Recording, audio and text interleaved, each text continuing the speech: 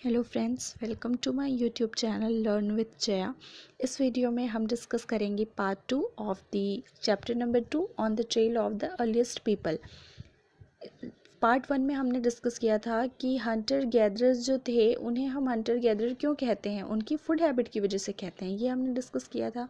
और हमने ये भी देखा था कि ये जो अर्लीस्ट पीपल होते थे वो मूव क्यों करते थे one place to different place, क्या क्या रीज़न हुआ करता था, ये हमने देखा था।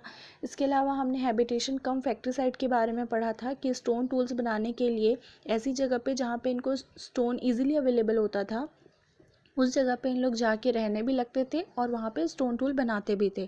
तो ये सारा चीज़ हमने डिस्कस किया था। अभी हम लोग ये देखेंगे कि स्टोन टूल्स बनाने के लिए 2 डिफरेंट मेथड इन लोग यूज़ करते थे। First is called stone on stone, second is called pressure flicking. तो स्टोन ऑन स्टोन टूल ये जो टेक्निक होता है वो स्टोन मेकिंग का एक टेक्निक है। इसमें क्या करते थे इन लोग, एक हैंड में स्टोन लेते थे जिससे इनको पर्टिकुलर शेप वाला दूसरा स्टोन बनाना होता था। मींस एक पेबल लेते थे जिसको कोर भी कहते हैं, एक हाथ में लेते थे उसको और दूसरी हाथ को as a hammer stone use करते थे दूसरी हाथ से, और उससे पहले वाले स्टोन से फ्लेक्स अलग करते जाते थे। मींस उससे डिज़ायर्ड शेप जो है वो देते जाते थे। तो ये टेक्निक कहलाता था stone on stone. Means stone के ऊपर स्टोन चलाना, एक हाथ में वो स्टोन को लिया जिससे उनको स्टोन टूल बनाना है और दूसरे हाथ में एक और स्टोन लिया जिसको हैमर की तरह यूज़ किया उन्होंने, और उससे पहले वाले स्टोन पे ठोकना शुरू किया, मारना शुरू किया ऐसे जगह पे जिससे कि एक उन लोग डिज़ायर्ड शेप का स्टोन टूल बना सकें। ठीक है, ऐसे फ्लेक्स को अलग करना स्टार्ट किया। ठीक है, तो ये टेक्निक कहलाता था stone on stone technique. Second is called pressure फ्लैकिंग। Pressure फ्लैकिंग में क्या होता था, यहाँ पे वो जो स्टोन होता था या जो कोर होता था या जिसे पेबल कहते हैं, तो इसे इन लोग एक स्ट्रॉन्ग सरफेस पे रखते थे जिसको फर्म सरफेस कह रहे हैं। फर्म सरफेस या स्ट्रॉन्ग सरफेस पे रखते थे। उसके बाद एक हैमर स्टोन की तरह दूसरा स्टोन यूज़ करते थे एज अ हैमर, और उससे इसके जो पहले वाला स्टोन है जिसको रखे हुए हैं इन लोग फर्म सरफेस पे, उससे फ्लेक्स को अलग करते जाते थे। ठीक है, और इससे इनको डिज़ायर्ड शेप जो है वो मिलता जाता था। तो ये 2 टेक्निक्स हैं स्टोन टूल मेकिंग की। उसके बाद हमको देखना है फाइंडिंग आउट अबाउट फायर। हम एक लोकेशन को लोकेट करना है हमें। एक यहाँ पे ये लोकेशन देख रहे हैं ना, कुरनूल केव्स। तो कुरनूल केव्स जो है वो क्यों इम्पोर्टेंट है वो हम देखते हैं।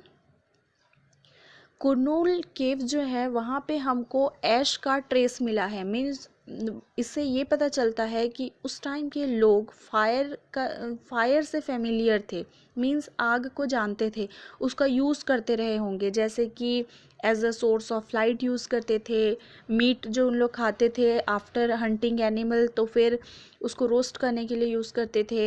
एनिमल्स को अपने से दूर भगाने के लिए यूज़ करते थे क्योंकि एनिमल्स जो थे वो फायर से डरते थे। तो इस तरीके से कुरनूल केव में हमें जो ऐश का ट्रेस मिला हुआ है, ट्रेसेस मिले हुए हैं, इसके रिमेन्स मिले हुए हैं, इससे हमें ये पता चलता है कि उन लोग उस टाइम जो फायर है उससे फेमिलियर थे। उसके बाद हमें ये देखना है second third is a changing environment.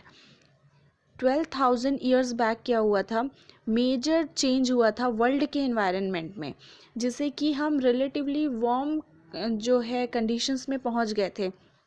तो उस क्लाइमेट में वार्म कंडीशंस आई थी और ग्रासलैंड्स का डेवलपमेंट हुआ था। तो ग्रासलैंड का डेवलपमेंट होने से क्या होगा कि ऐसे एनिमल्स जो ग्रास पे सरवाइव करते हैं उनका नंबर बढ़ जाएगा। तो ऐसे कौन कौन से एनिमल्स थे, ऐसे थे डियर, एंटीलोप, गोट, शीप, कैटल, ये सारे जो एनिमल्स हैं जिन लोग ग्रास पे सरवाइव करते हैं इनका नंबर बढ़ने लगा।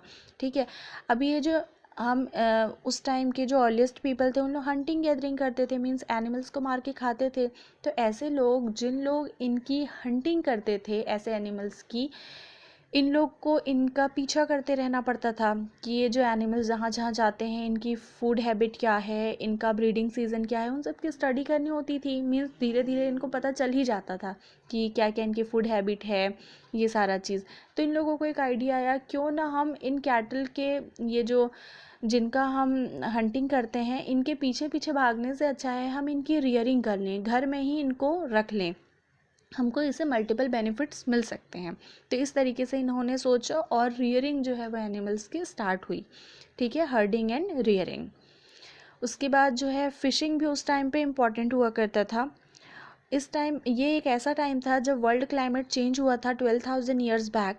तो उस टाइम पे ना जो सब कॉन्टिनेंट के अलग अलग पोर्शंस में, अलग अलग पार्ट में नेचुरली जो डिफरेंट डिफरेंट ग्रेन्स हैं, जैसे कि वीट हो गया, बार्ले हो गया, राइस हो गया, ये सारे जो हैं वो नेचुरली ये ग्रो होने लगे थे।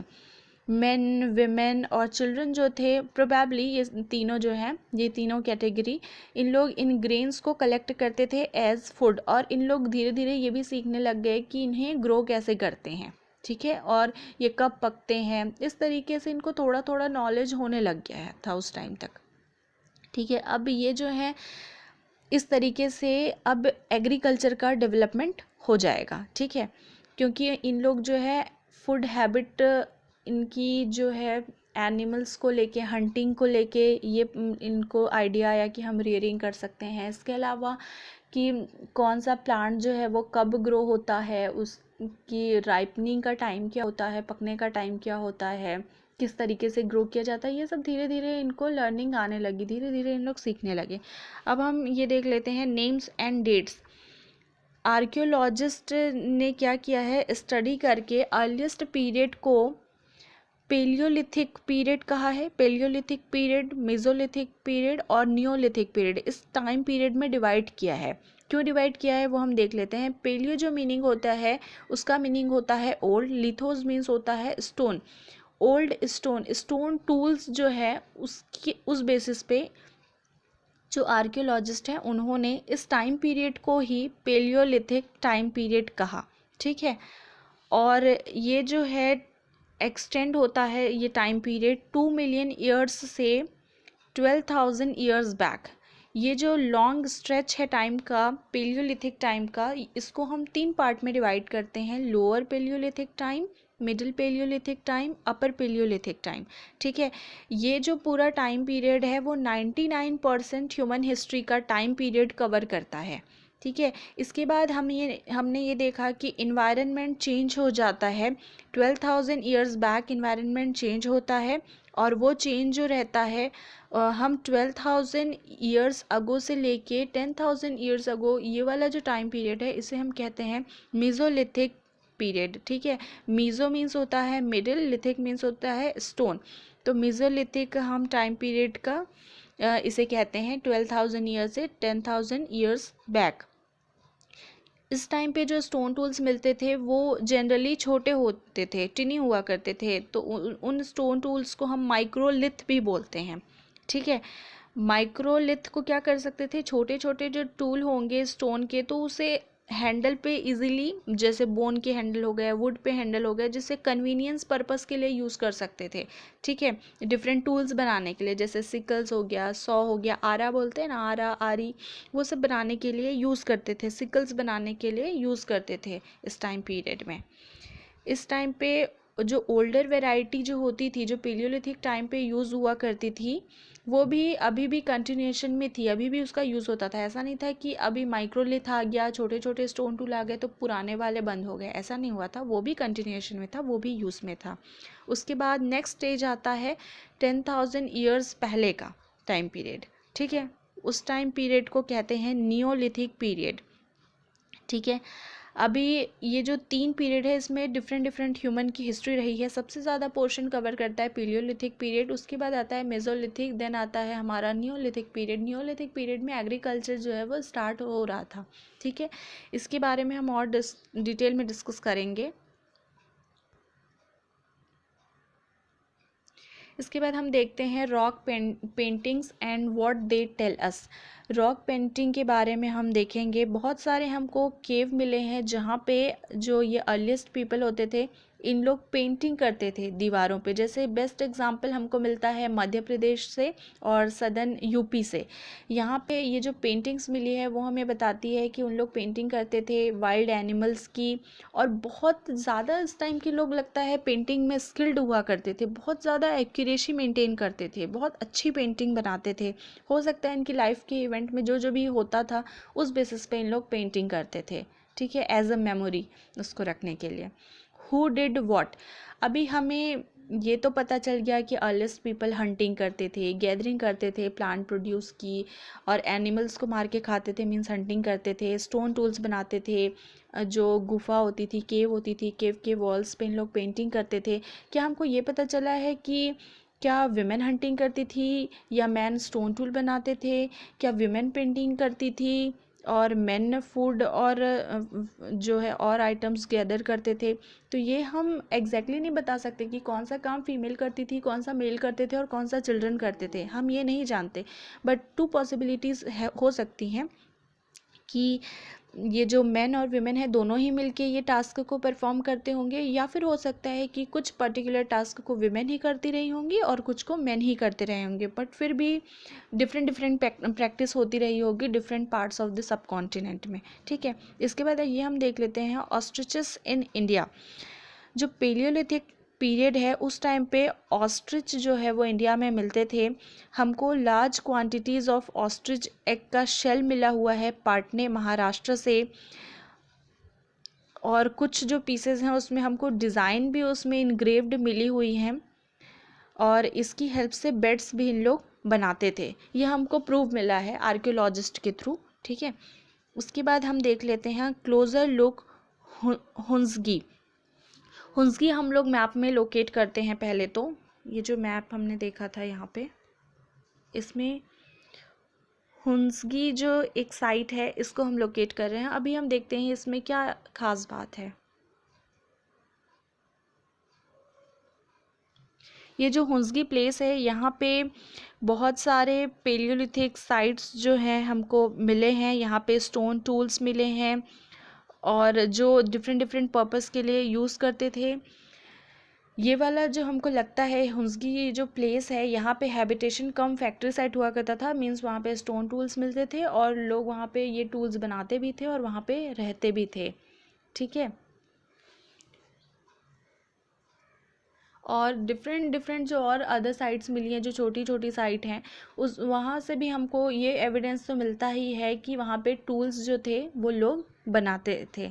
ठीक है, और ये टूल्स जो बनाते थे वो लाइमस्टोन के बनाते रहे होंगे क्योंकि वो लोकली उस टाइम अवेलेबल था। इस तरीके से ये हम जान सकते हैं इन साइट्स के थ्रू। ठीक है, अभी ये वाला सेक्शन देखते हैं हम एल्सवेयर वाला। यहाँ पे आपको अपने एटलस में फ्रांस जो कंट्री है उसको लोकेट करना है। ये वाली जो नीचे पेंटिंग दिख रही है वो फ्रांस में केव, एक फ्रांस की केव पेंटिंग है। इस साइट को जो 4 स्कूल चिल्ड्रन ने मोर देन 100 ईयर्स बैक इसकी डिस्कवरी की थी।